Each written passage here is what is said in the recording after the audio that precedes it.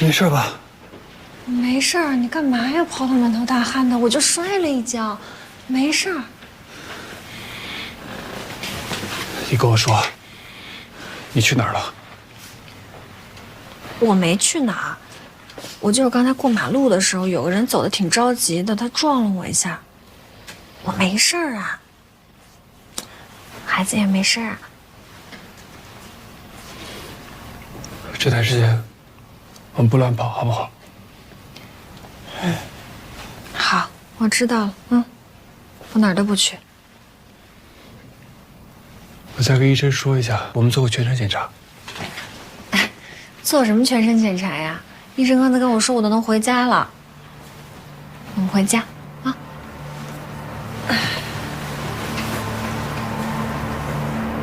哎，我那扣子去哪儿了？什么时候掉的？我再给你买一件新的。就为这扣子买件新的。哎，回家吧。文宇，你一会儿帮我把包拿上。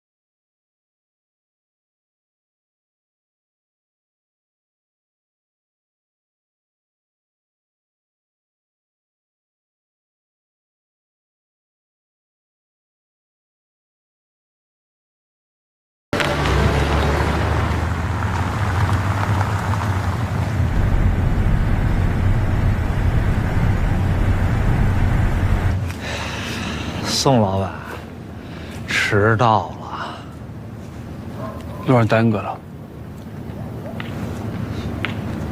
我退路呢？你给我想好了吗？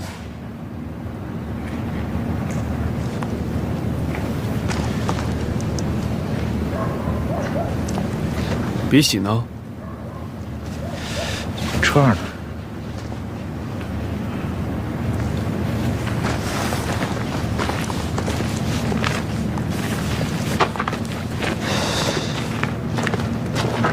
你打开看看吧。哎呀，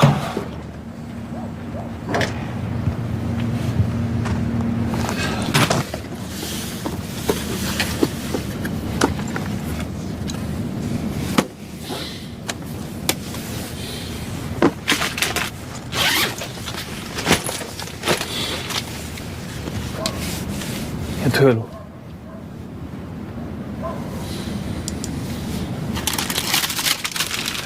喝坏了吧？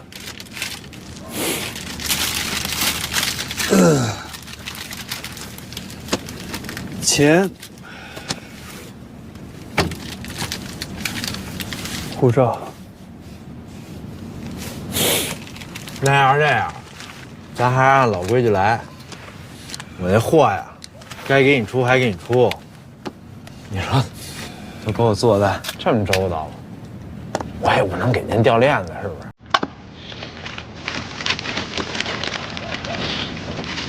再点点。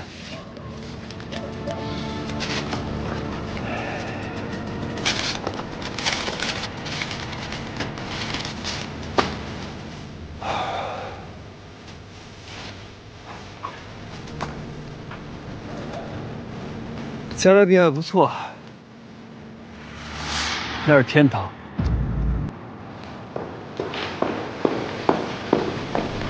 哎，小朱，哎，来，我跟大家说一下啊，是这头发剪得好，正好林兰回来了，我也跟大家分享一个好消息。根据大家整理的资料，现在可以证明，这份录音是伪造的，而且秦修文就是当年的穆先生。现在公安对秦修文正式展开抓捕，真相呼之欲出啊！大家加油干，好吧？啊！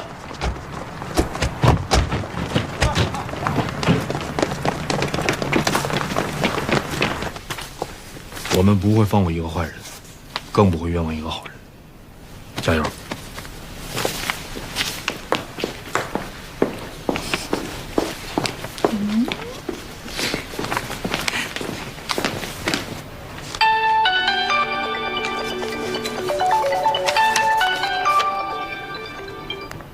哎，老周，公安扑空了，李队他们赶到现场的时候，秦修文已经跑了。你们现在马上去现场，协助公安调查。好，我明白了，马上去。秦修文失踪了啊！土队让我们协助勘查，走。秦修文从南边小区出来，进了这个小巷，外面的摄像头没有拍到他。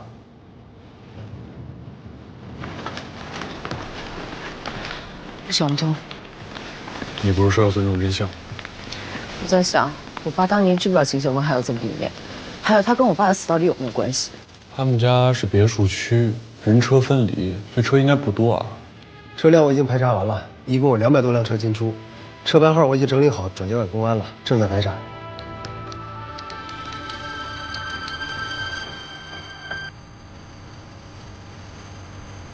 他早有准备，把东西都拿完了。镊子给我。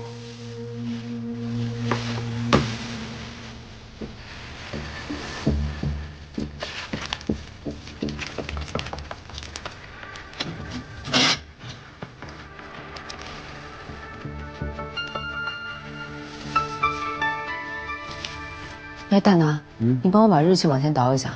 好。对，就是这天，我去了秦修文家。哎，大拿，停一下，这辆车怎么这么眼熟呀？宋白宇的车。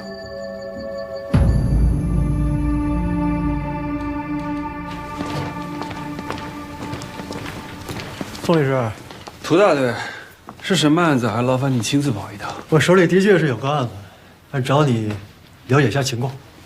请说，知无不言。秦修文，认识吗？认识。你跟他最后一次见面是什么时候？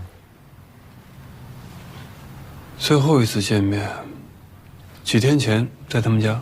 几天前？具体几天前，还真忘了。你去他家，什么事儿？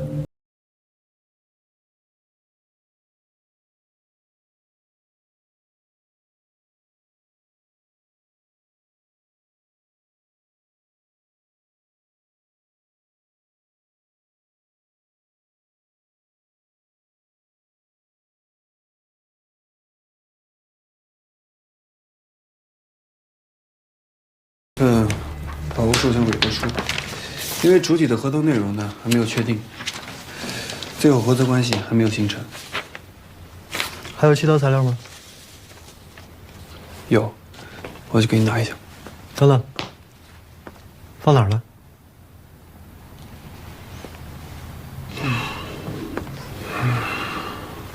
柜子的第4面门。是。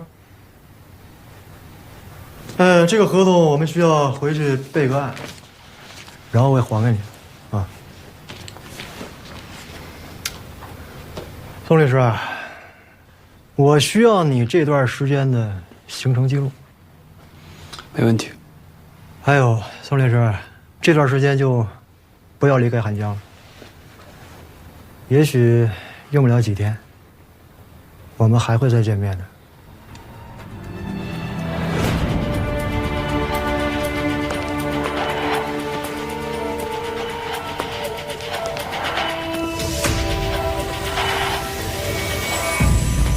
经过步态识别、耳廓同一性，还有冯杰提供的证词，我们基本上可以锁定秦修文就是14年前国宝失窃案的重要嫌疑人。但是这小子啊，太狡猾，公安抓捕之前已经跑了。经过鉴定，在他家保险柜上提取的那些残留物啊，为纺织品丝线。这些纺织品丝线跟市面上文物收藏锦盒的那些材质啊，有较高的相似度，所以呢，我们可以推断，秦修文很有可能带着这些非法获取的文物已经潜逃了。为了不使咱们的文物流失海外，必须找出突破口，揪出秦修文。都听见了吧？干活去吧。去干活，别愣着了，找出秦修文。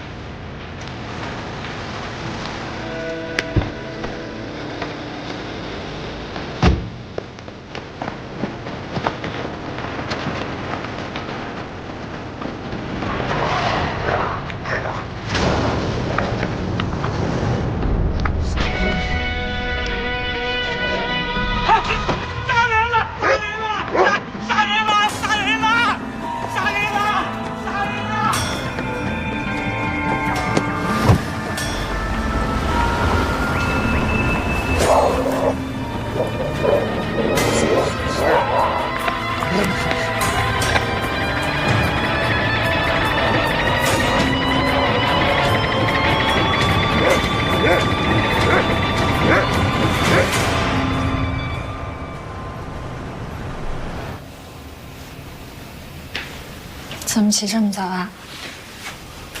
你起来了，我睡不着，稍等一下，马上就好。怎么了？我们到底什么时候能走啊？再等等。再等等。我们到底在等什么呀？现在钱还不够。这些钱已经够我们在国外过得很好了呀。别那么贪心嘛。我觉得只要我们一家能在一起，就是最好的日子。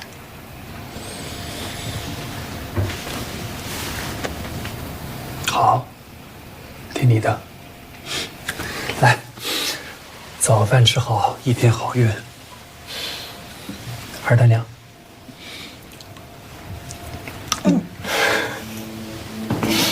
今晨5时许，在我市郊区东韩海运码头附近发现一具男尸，死者马振强，无业，死因不明。由经过此地的热心市民发现并报警，目前警方已经就此展开。今天赵总找我，我得先回公司。我怕来不及，我先走，你慢慢吃，吃完再走。吃好以后也别收拾，晚上回来我收拾好吗？我爱你。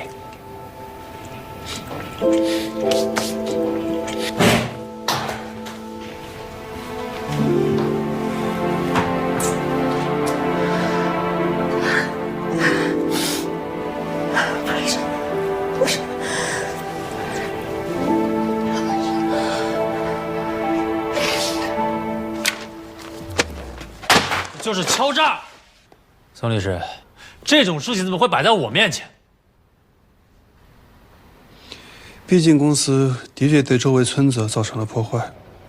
宋律师，我1分钱也不给。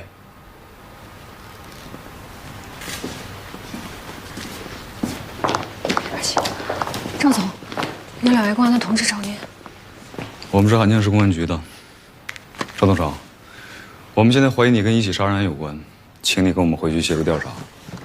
警察同志，我不知道你们为什么会突然来找我，这件事情我要跟我的律师商量一下。宋律师，这件事情我应该怎么办啊？我听到了，李队，先配合警方调查，后面事情我来处理。走吧。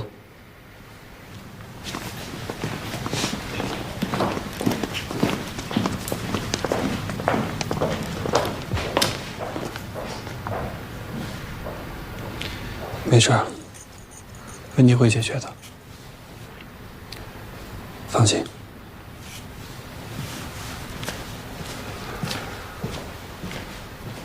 几天前，我市又发生了一起杀人案，公安在现场找到了带指纹的凶器，根据指纹锁定了东韩集团智捷环能有限公司法人代表赵东成，但赵东成坚称自己没有杀人，也提供了不在场的证明。根据调查，赵东成也确实跟死者没有交集，应该是跟股平安有关吧。继续。我们在现场发现的这个锦盒和在彭娟家发现的那只锦盒从形状和大小上基本吻合，而且跟秦修文家的保险柜里的织物具备同一性。那不仅跟古平安有关系，还跟他背后的古董走私集团也有关系，这重大发现呀！重大发现，好玩着呢啊！好好看看，看看有什么新发现，给公安辅助。江姐，给他们介绍一下死者情况。死者是一名外号叫大马的货车司机，涉事车辆就注册在大马的名下。死者的死亡时间是在案发当天的凌晨3到5点。我们在死者的腹部发现了致命伤，可以确定为他杀。公安在发现尸体的时候，尸体已经被野狗吃了一部分。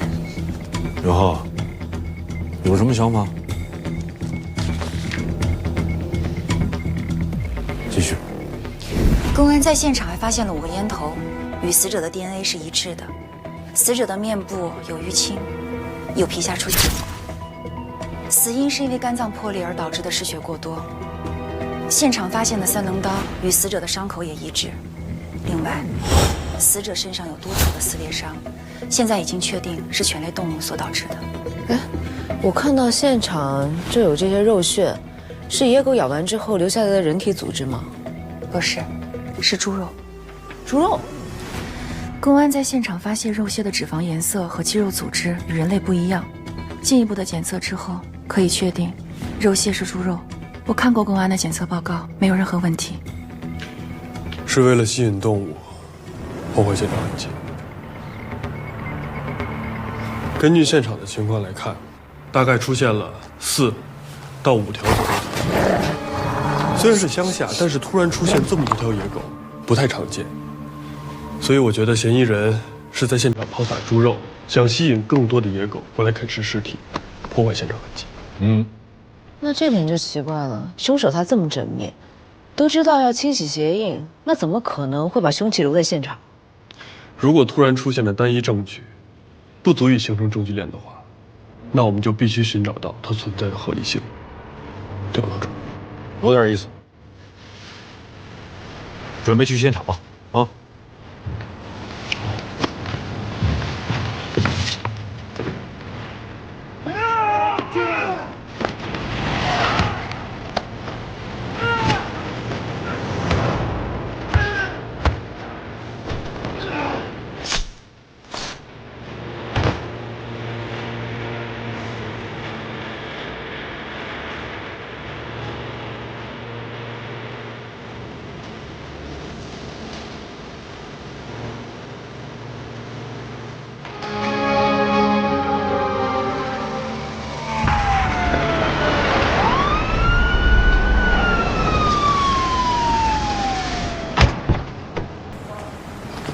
李队，钟检察官，辛苦。哎，我们来现场复勘技术支援。哎，做好技术支援，配合好李队啊。好，好，走。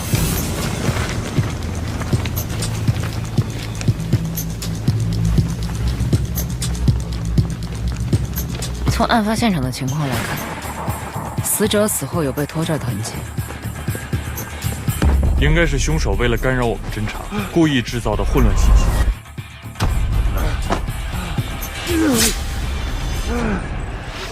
从现场散落痕迹的分布来看，凶手的活动范围主要集中在车辆尾部区域。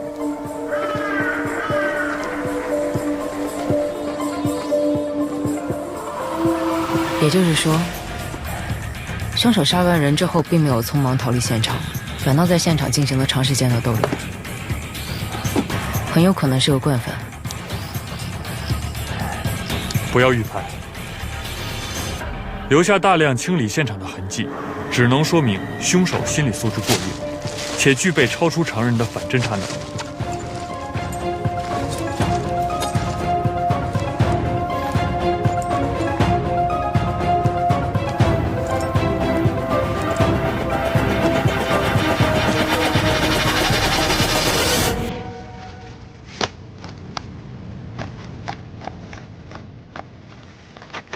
车辆尾部仍残留着剧烈打斗的痕迹，再加上遗留在现场的锦盒，会不会是走私集团交易过程中产生了分歧，然后冲突升级，激情杀人？不会，你还忘了一个关键线索。猪肉。没错，凶手不但仔细清理过现场痕迹，甚至还准备了破坏现场的道具。所以说，这是一起精心筹划过的谋杀案。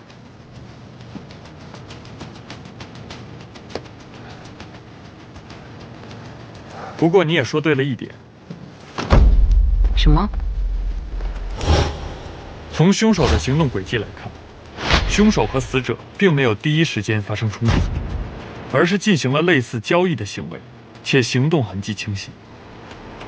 比如这几个烟头，是大马在等人的时候留下来的，而且等了很久。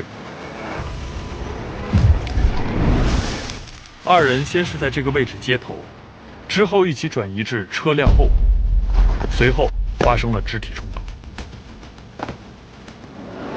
死者的面部淤青，车辆的2处损伤，都是清晰的证据。最后，在这个位置完成了最终的杀人动作。不过很可惜，这个位置的痕迹被清理得很仔细，拿到的线索十分有限。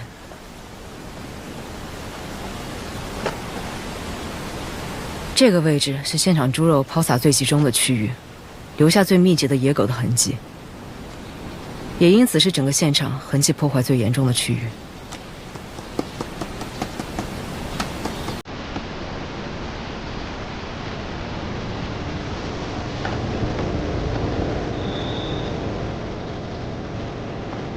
你在画猪肉抛洒分布图啊？嫌疑人沿着这条路一路抛洒猪肉，那么分析他的行动路线和最终方向，就可能找到我们想要的信息。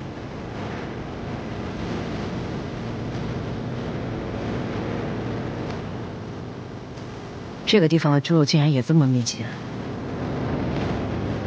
这里应该是猪肉抛洒最远的区域，嫌疑人很有可能在这里撒完全部猪肉，然后上车里。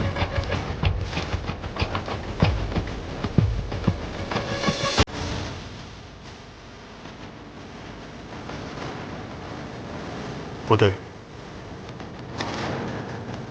他不是从这上的车。再往前走有摄像头，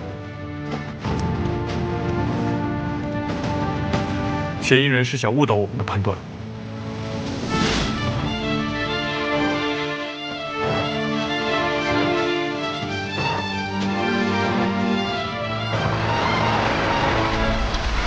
然后，大马死的这个位置，刚好是3个监控的盲区。你有什么想法吗？这嫌疑人不会从天而降，更不会凭空消失。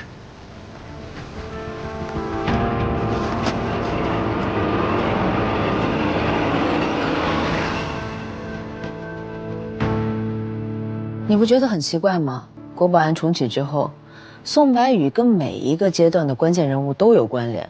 秦秀文保险柜里的锦盒出现在了大马的货车上，而秦秀文失踪前见的最后一个人就是宋白宇。如果宋白宇确实从彭娟家拿走东西的话，那宋白宇会不会是这个链条上的顶端人物？那秦秀文呢？秦秀文可能只是链条中的中间层，他之所以和宋白宇联系，是文物鉴定。但是你想啊，冯杰和秦修文交易是在10几年前完成的，那个时候的宋白宇还在香港读书，还是个孩子呢。现在推定宋白宇有嫌疑还是太牵强，你这几条推理之间的关联未免也太巧合了。这巧合有时候也是疑点。哎，可以啊，这话我记住了。有潜力，看好你。你怎么来了？谁让你进来的呀？哦，我来处理别的案子，顺便找一下允浩。要不我出去等你？行，我下班了，去吧。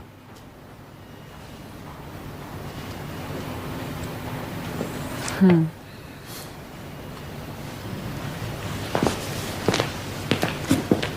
哎，下班了。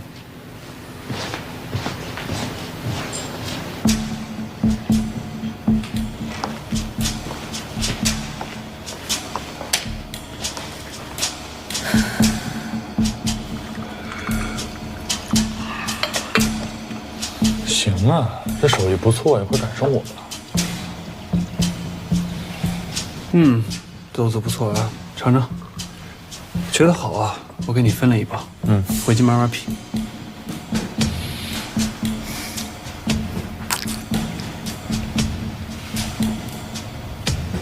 不错。我刚养好，就叫你过来了。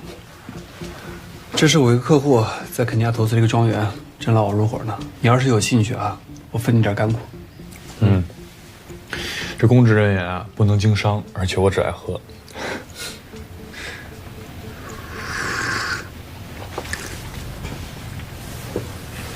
秦修文失踪了，警方找过我了。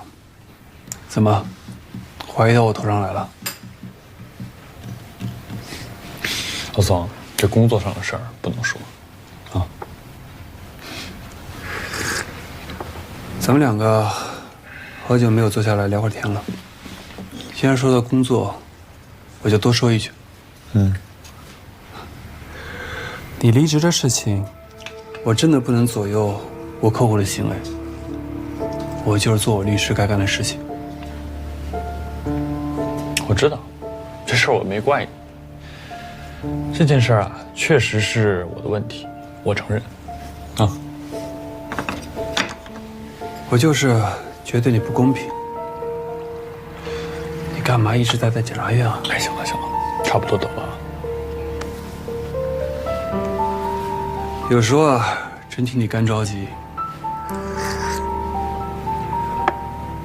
做检察官只会让你被束缚住，你需要更大的空间去施展你的才华。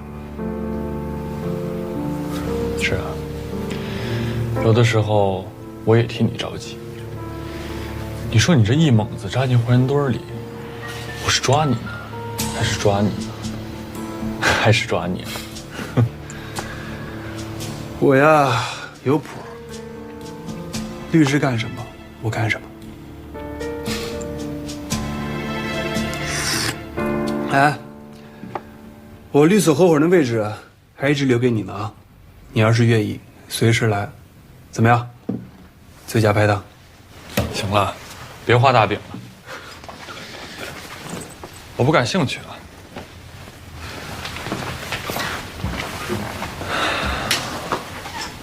老宋，这件事儿，你知道秦秀文的下落吗？你还是不相信我？我要是知道，我第一时间告诉警方。但是有的时候，这巧合就是一点。走了。啊？豆子带上。不用了，挺贵的，你自己留着喝吧。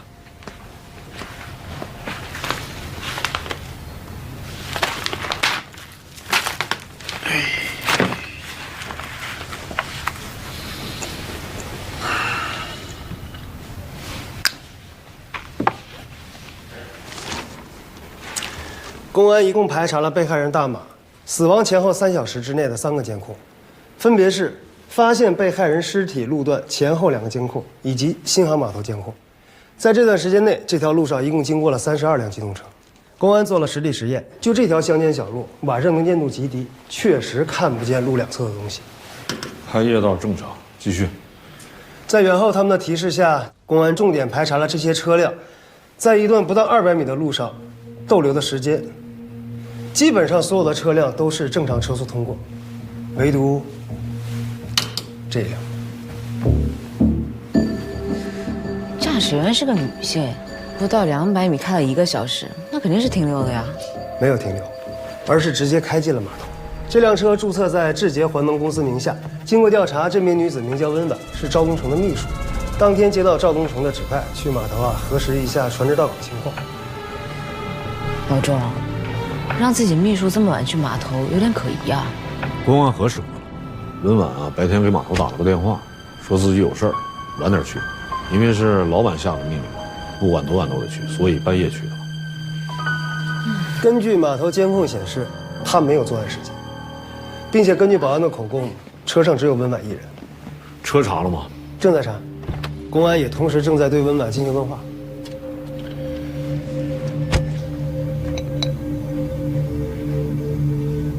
你们之前不是已经找我问过话了吗？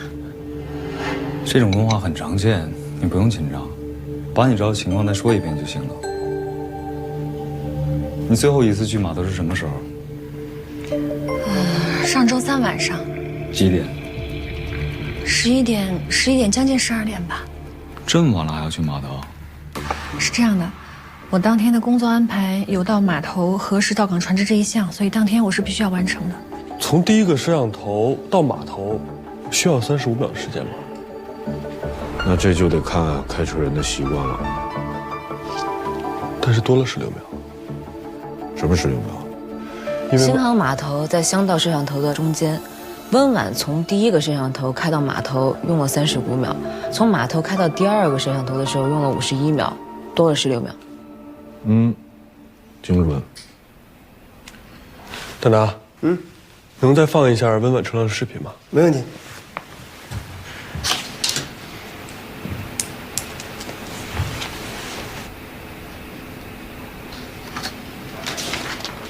可以了，谢谢。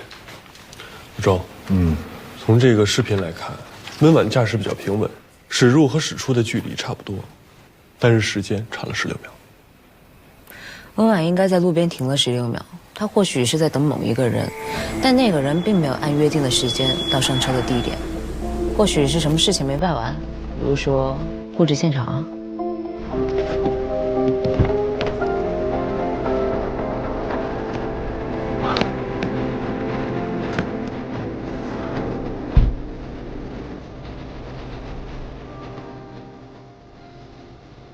这样，会后呢，我跟公安同步一下情况，看看公安那边还有什么新的线索。如果有结果，我第一时间跟大家更新，好吧？那就散会。那天晚上跟你一块儿去的那个人叫什么来着？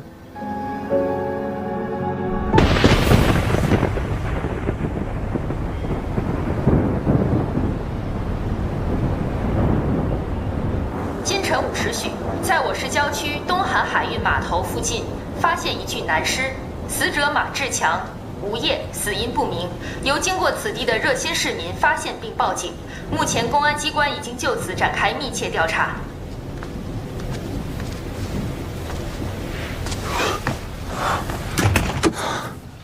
不好意思，是不是熏到你了？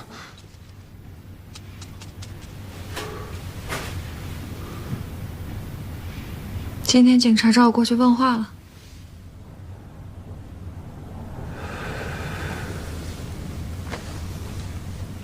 白月，我到底什么时候才能跟你妈见一面？吃顿饭就行。我妈这个人性格比较古怪，我尽快安排。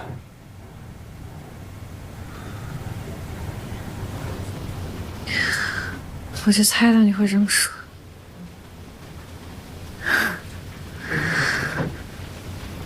我怀孕的事儿瞒不了多久吧，我得在赵东成知道之前就提出辞职。我知道。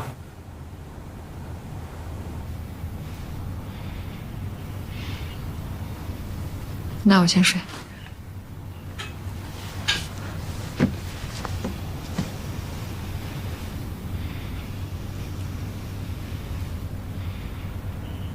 你知道吗？我每天睡觉的时候，我都不想第二天我能醒过来。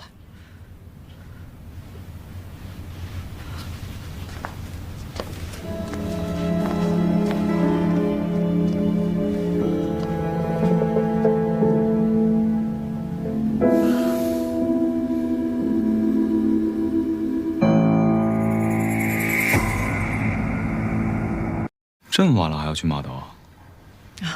是这样的，我当天的工作安排有到码头核实到港船只这一项，所以当天我是必须要完成的。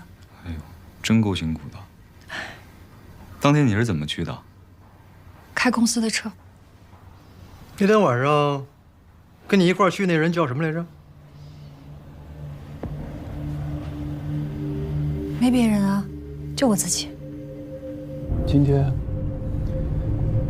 你就是替赵总来视察工厂的？不是吧？再讲讲。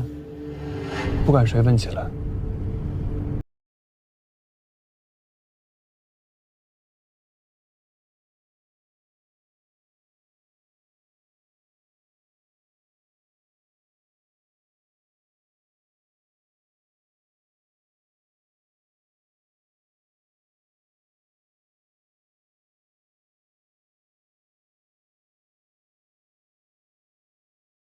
先走了。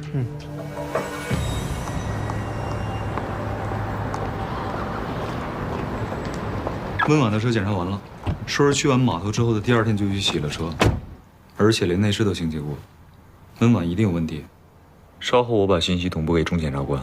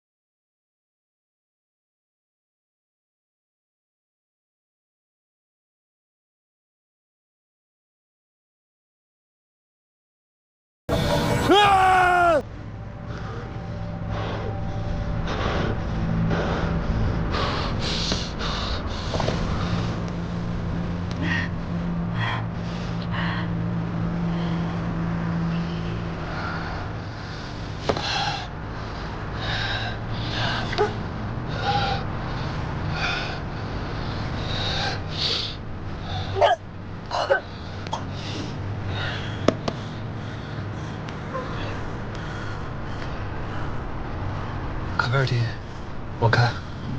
啊，乖。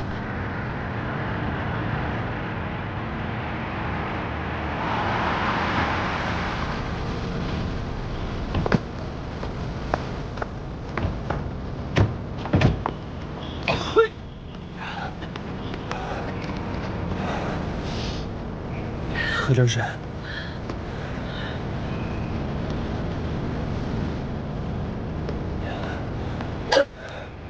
今天辛苦你了。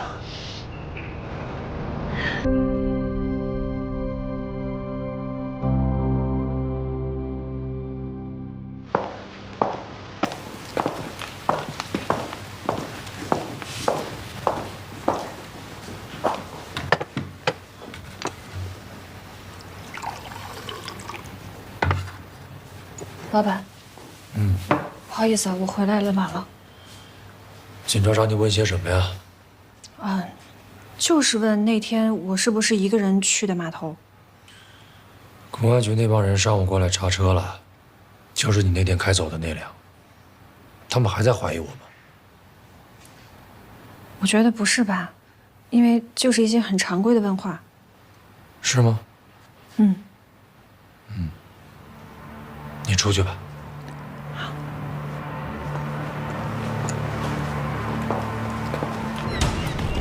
我们已经找温婉问过话了。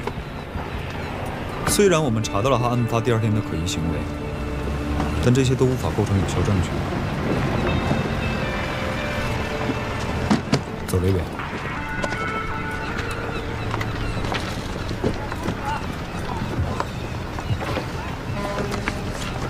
袁浩，这个是你要的照片。行，来的正好。这儿就是东师傅海海域。您见过这个人？我们调过监控，案发当天，正好是赵东成公司的船只靠岸后邂逅离开。这个人您见过吗？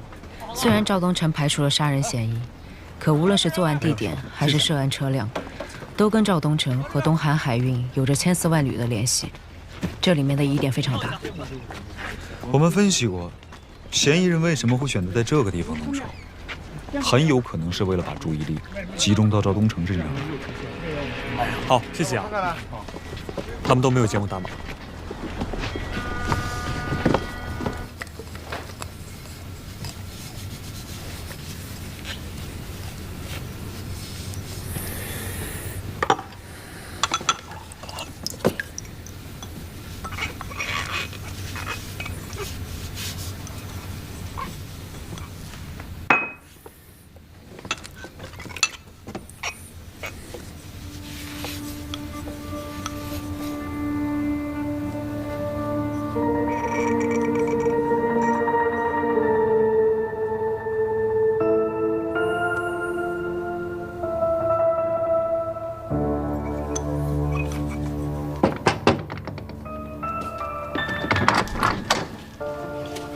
大晚上的干嘛呀？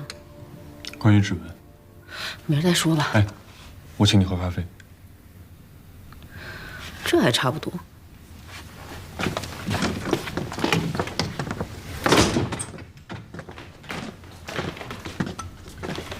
这个咖啡杯上啊有我的指纹，如果你想提取指纹的话，你得用什么办法呀？最简单的办法就是紫光灯照，或者说点熏法也可以。那点熏法的原理是什么？这指纹是由皮脂和汗液构成的，点针器与汗液形成吸附作用，然后溶于油脂，从而就会出现棕黄色的线纹。哦，原来你今天是想说这个呀？嗯。哎，你过来一下，看我今天查到什么了。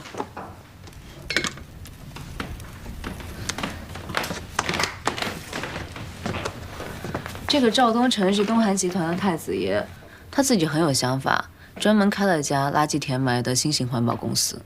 本来呢，他在外界的评价一直都挺好的。前段时间呢，有人在网上说他的公司有问题，只不过呀，他合作的律师所真的很牛，帮他压了很多事。你知道他跟谁合作吗？宋白宇。你想一想。在大马的死亡现场也发现了古平案的证物，即使赵东成没有杀大马，但是现场有他的指纹，宋白宇轻易就可以拿到他的指纹。这个宋白宇和古平案有千丝万缕的关系，只不过现在我们找不到证据。现在我们能做的是确定现场的指纹不是赵东成留下来的。然后我们就知道该怎么做了。